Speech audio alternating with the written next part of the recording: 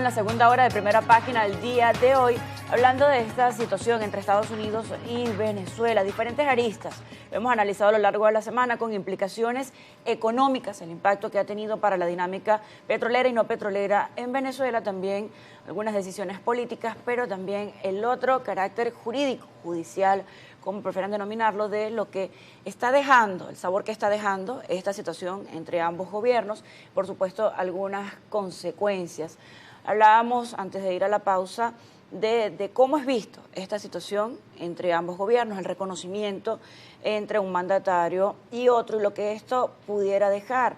A ver, acá en el estudio, bueno, no somos adivinos, pero pudiera allí estar abierta la puerta para una visita, una nueva visita del enviado especial de esta representación del gobierno de los Estados Unidos. Algunos han vaticinado este escenario, pero a mí me gustaría ver de qué forma hacer posible ese encuentro o esa comunicación o esa conversación pendiente entre ambos mandatarios que desean hablar. Hay que comprender que los procesos de reanudación diplomática de los encuentros entre mandatarios de dos países que han mantenido posiciones divergentes durante tantos años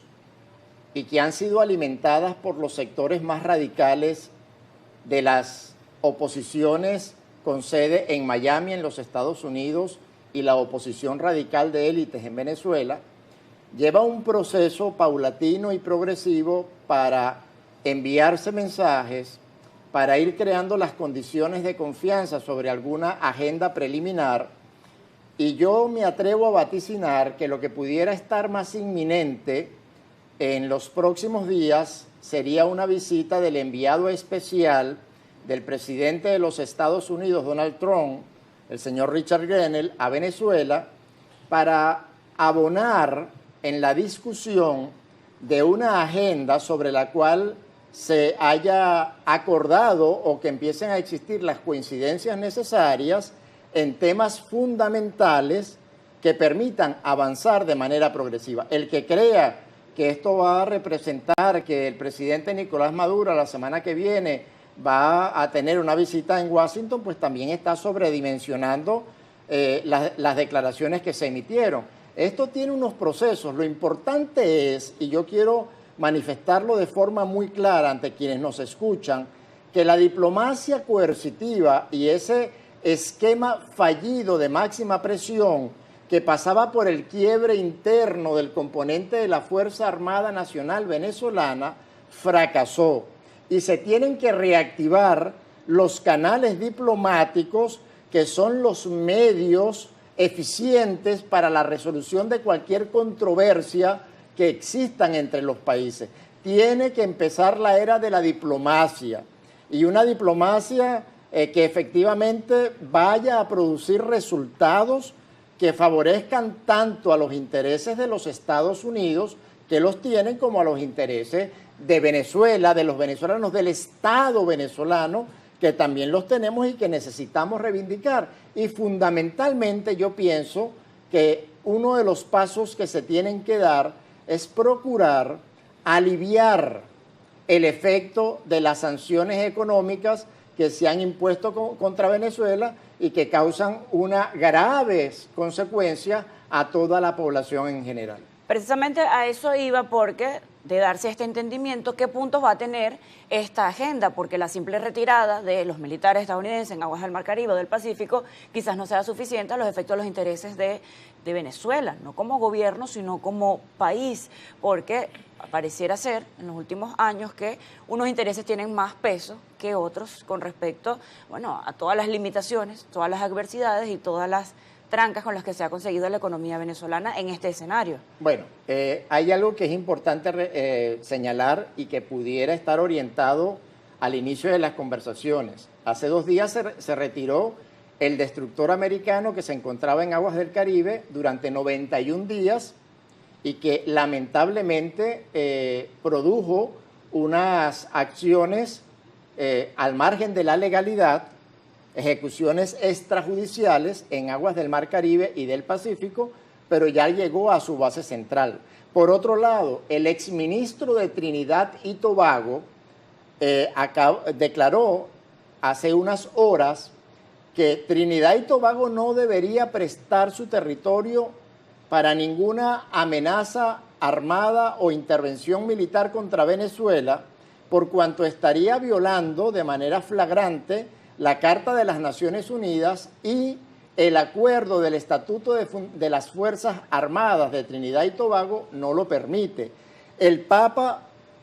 León XIV ha abogado por la paz en Venezuela. Es decir, hay muchos signos que están apuntando, sí, ciertamente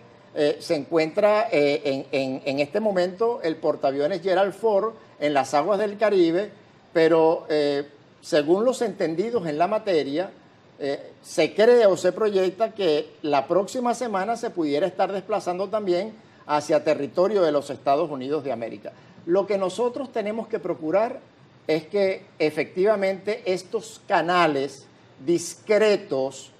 estos resquicios que se empiezan a abrir para buscar una solución diplomática se consoliden. Y tenemos que procurar que eso tenga éxito, porque el éxito de esos acuerdos diplomáticos favorecerá a la población venezolana, no solamente al gobierno del presidente Nicolás Maduro. En esto hay que ser, nosotros tenemos que entender que hay unas situaciones de Estado, del Estado como nación,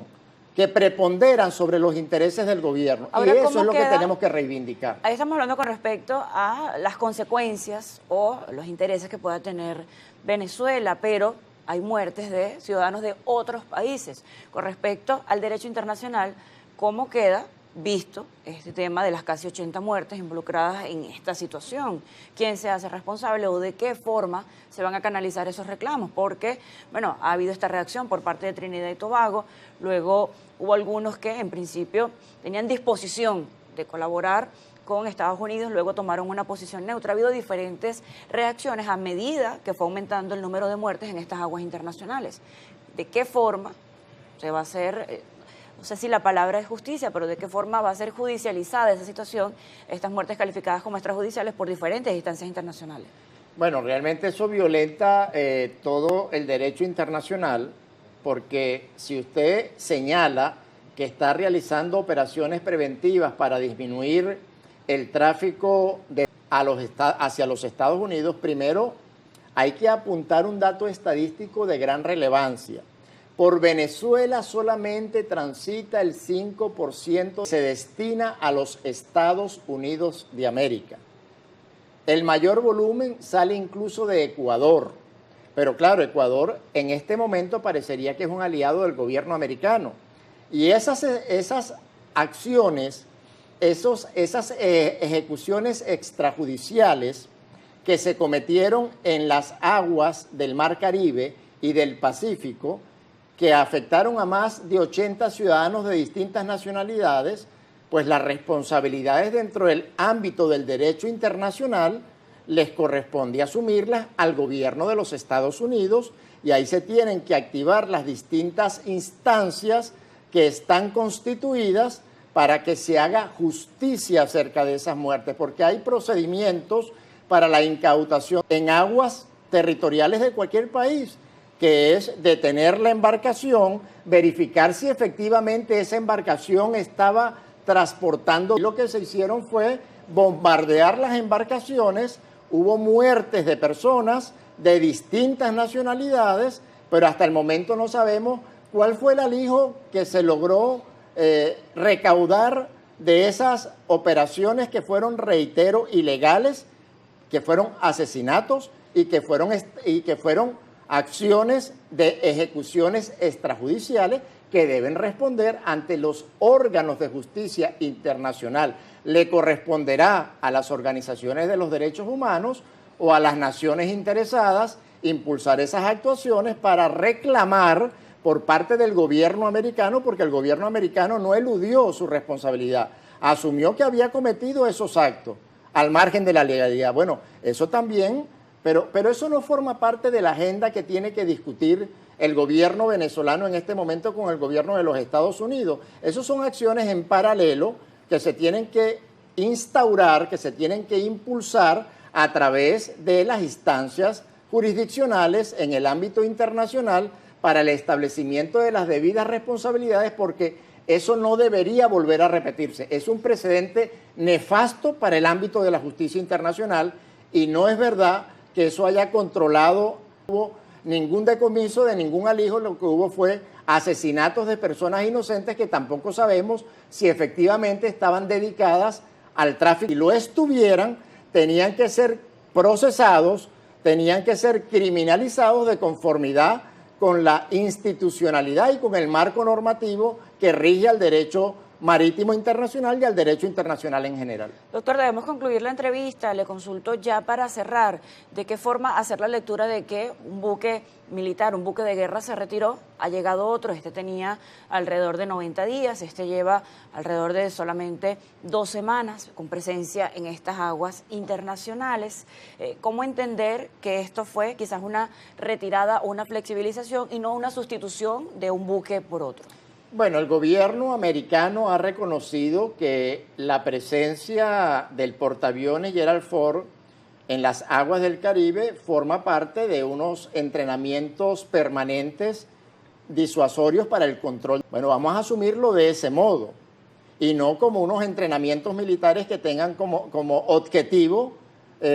impactar sobre la soberanía y sobre la integridad territorial de Venezuela. Entonces vamos a asumir que efectivamente el gobierno de los Estados Unidos, dentro de una política preventiva de control del tráfico del Caribe, está haciendo estas operaciones dentro de un marco estratégico disuasorio, pero que en ningún caso eso apunte a una intervención militar en Venezuela, ni atentar contra la soberanía, ni contra los nobles intereses de la sociedad venezolana, del pueblo venezolano, que tenemos derecho a reivindicar la paz, que nos merecemos una paz duradera y nosotros consolidemos la paz